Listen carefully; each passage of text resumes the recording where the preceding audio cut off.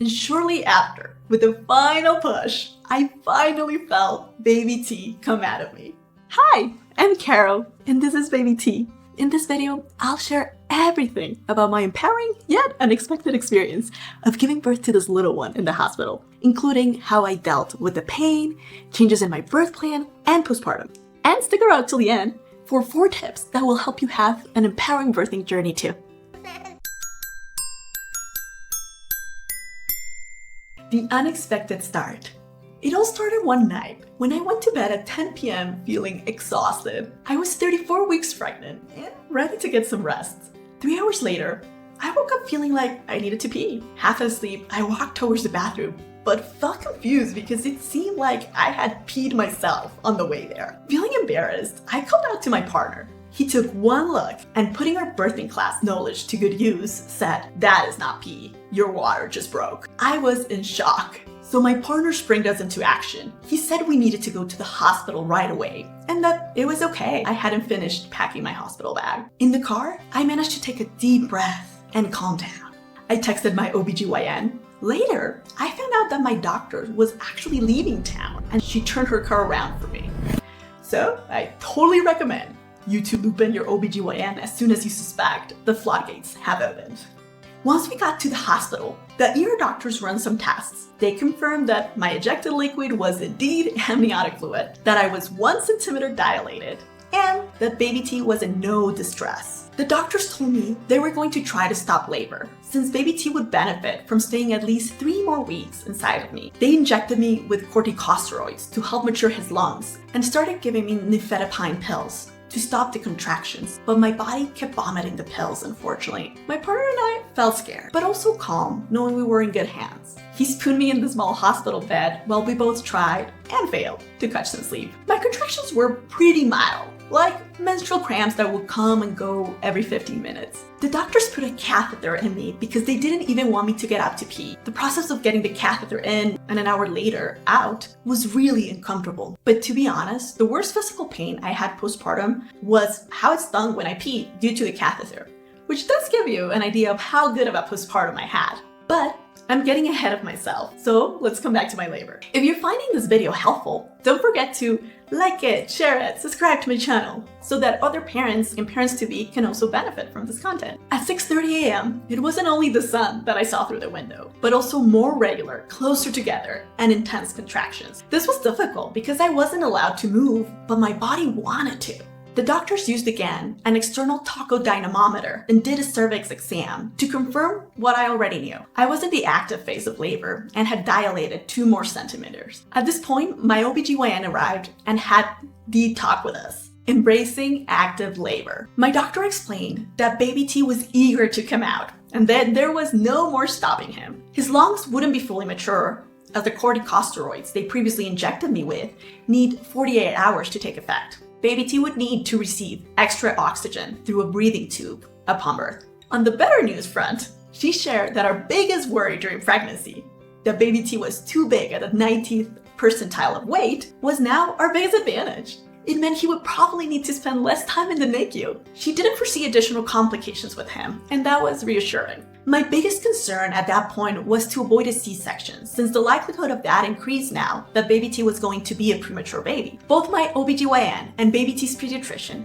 conceded we could go on as planned with a natural birth with free movement as long as the labor kept progressing. However, they explained that the delivery now would need to happen in the OR to keep baby T safe upon birth, and their immediate skin-to-skin time would be very short. All these unexpected developments were hard to take in, but at least we were able to advocate for a natural birth, which was very, very important to us. And what came to me as immediate relief was that I could finally embrace labor with free movement, for which my partner and I were super prepared for. At this point, my contractions were feeling like the worst cramps I've ever had. So arriving in the birthing room felt like heaven. I immediately went to the yoga bowl and tried out the exercise I had learned to cope with contractions. When that stopped helping me, I decided it was time to get in the shower. And it was the best shower I've had in my whole life. I used the hand shower to put hot water on my belly during my contractions, and the pain felt manageable. I was careful not to stay more than 15 minutes to avoid getting too tired, since I needed to conserve my energy for delivery. When I came out of the shower, I put on a t-shirt and used the handle suspended from the ceiling for support. My partner used a fabric to cover my belly and massages to support me through every contraction, as we had practiced during our birthing classes. When I felt that my mind was focusing too much on my pain, I started reciting out loud the affirmations I had written for this very moment and became one with the calming music that was playing in the background. I cycled through all the props in the room, the affirmations, the shower, intuitively trusting that my body would keep opening up. I don't want to sugarcoat it. I was in pain, but at the same time, I also felt in peace and determined to see this through. On the other hand, my poor partner was exhausted, as he never went to bed the previous night. We had planned that it was just gonna be the two of us in the birthing room, but we welcomed with open arms when my sister peered through the door and asked if we needed help. She supported me while my partner caffeinated and ate a sandwich. I was only drinking coconut water at this point, since I was puking every now and then. Another pregnancy difficulty turned advantage was that my morning sickness had given me so much practice in puking that I was able to brush off this symptom, especially since I knew it was normal in the active phase of labor. My contractions started getting more intense. I was definitely in a lot of pain and very uncomfortable, but at the same time, I was in a calm trance, focusing on the relief as each wave left me. I knew that my body could handle it, and I felt very supported by the two awesome people in the room. The birth. After seeing my contractions getting closer together, my sister suggested calling my OBGYN, who did a pelvic exam and found that I was 8 centimeters dilated. That surprised me and immediately brought me out of my trance to one of my birthing classes, where I had learned that at the transition phase of labor, which I was currently in, women usually feel fear and ask for an epidural, even if, like me, they had not planned to receive one. I decided to test the waters and ask for it, even though, as expected, my OBGYN said it was too late to get one. Instead, they took me to the OR. I welcomed the first contraction there on the floor on all fours, supported by my partner. I wish I had a photo of that, because I feel so grateful that my doctors allowed for that breach of OR protocol. The pain of each contraction was getting worse, which paradoxically made the time between each contraction feel so relieving. I felt like Dory from Finding Nemo, forgetting the pain of a contraction and enjoying the now until it would inevitably come back and I would kind of remember. My doctor asked me to get on the bed because I needed to give birth lying down. This wasn't what I wanted, but the OR protocol did not allow me to birth standing up. I took my time getting up there, first taking some contractions with my belly on top of the bed and my feet still on the floor. Once on the bed, and with my feet propped up, I started pushing with each contraction, feeling baby T's head wanting to come out, but in a bad tease, it wasn't. This was so hard, and each push took so much of my energy. After many tries, my doctor said I required an episiotomy because my baby's head needed a bigger hole to come out of. In my birth plan, I had requested to not get one routinely, but at that moment, I honestly didn't think I had it in me to keep pushing unsuccessfully. However, I did feel like advocating for my body, and so I asked if pushing harder would prevent me from needing an episiotomy. My OBGYN said it wasn't safe for baby T to stay inside of me any longer, so I agreed. I didn't feel a thing when I was cut, and shortly after, with the final push, I finally felt baby T come out of me. For a split second, I didn't hear him cry and I panicked. Then I heard him and saw him for the first time. I felt a rush of emotions that wiped away my tiredness.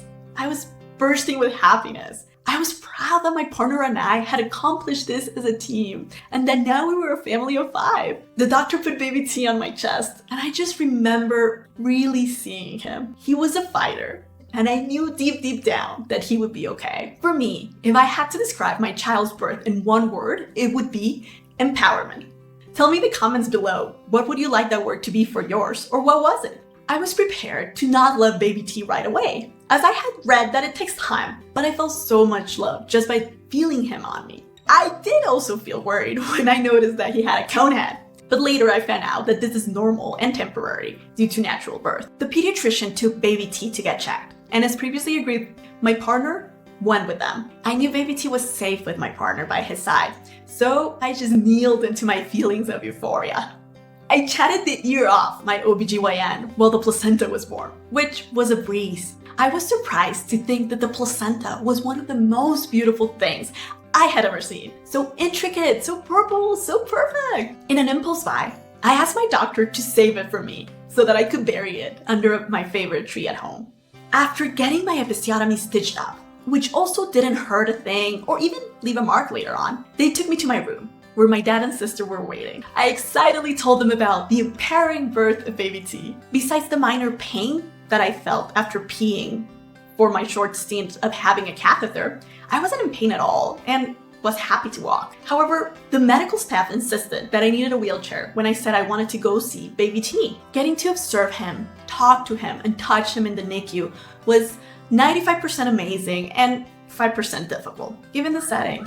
That hormonal feeling of empowerment, though, that felt like being a superhero for real, carried me through the next week, which is how long it took for baby T to come home with us. And that's the gist of the best day of my life so far. I hope my birth story helps you feel more prepared and empowered for your own journey. If you'd like to know the 4 takeaways that will help you have a positive birth experience too, check out this super short 30-second video that I made for you.